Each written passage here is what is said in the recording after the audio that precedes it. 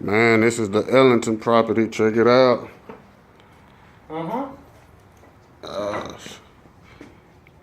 We about a week, 10 days in rehab. This is one of the unexpected obstacles we had to overcome, man.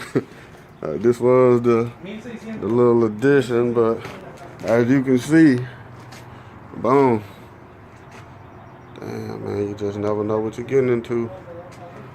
So, man, stay motivated, man. When you see shit like this, you know, you gotta go out and make the money to fix this shit. So, you know, stay motivated, keep going.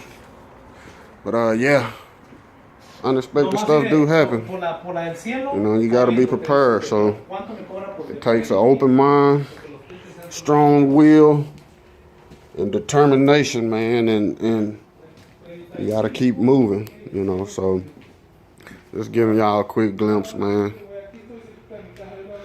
You know, yeah, man, we gotta get it cleaned up. But you think this look like some? Wait, give me another day and check out and see how I look at.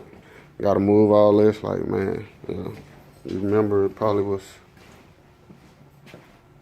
You see, you gone. Yeah, big project, man. So check it out.